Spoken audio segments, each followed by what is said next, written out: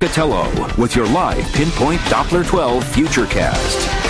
All right, Michelle, since about Tuesday, you said look for the first signs of Earl between lunchtime and 3 o'clock on Friday. And what do you know, as I look behind you, I see the bands of the outer bands of Earl making their way into New England. And they reached the coastline late this morning and have been slowly working their way on. With some heavy rain, we've picked up more than 1/4 of an inch of rain already at many of our coastal locations, and we're going to add to that throughout the day. Now, I do want to start on some of the changes that we've seen in the watch and the warning areas, and we are under a tropical storm warning still for coastal Rhode Island up Narragansett Bay. That is unchanged. The change has come with dropping the hurricane warning for southern Bristol County and southern Plymouth County, still in effect for most of the Cape and the islands. And the reason for the change isn't a shift in the track.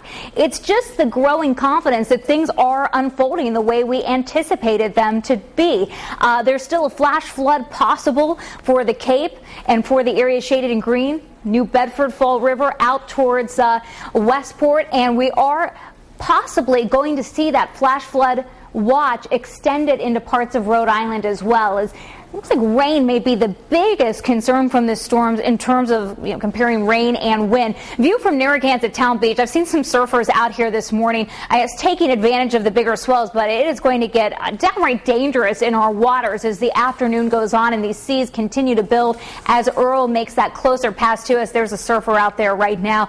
You can see that they've seen already some rain moving through. We do have some pockets of heavy rain right along this line, the leading edge of the wet weather moving in across coastal sections of southern New England and pushing slowly to the north from there. It's weakening a bit as it does. Jim in North Smithfield reporting 79, still just overcast at his house, but Chet in Narragansett reporting off and on showers, and Mike in New Bedford says he's had some heavy rain now.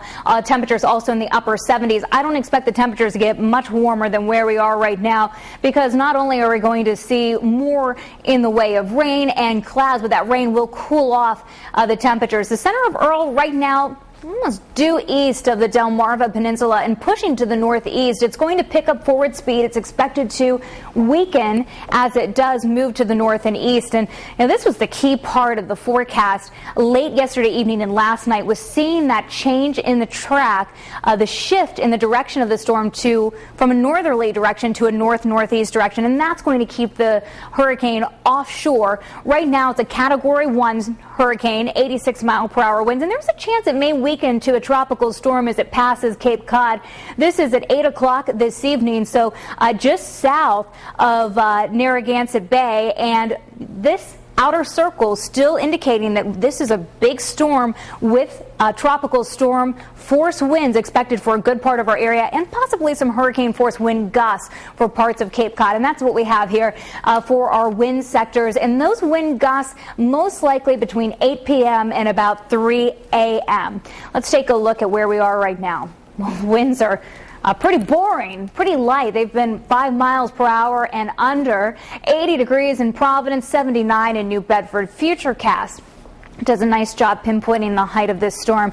2 o'clock this afternoon, the rain continuing to overspread our area, but steady as later this evening and tonight. So 9 o'clock, we're rocking and rolling not only in terms of the rain, but also those gusty winds. And it continues. We'll see several squally hours with windswept rains, heavy at times. And at 2 o'clock in the morning, I wanted to stop here because this is when the storm starts to pull away.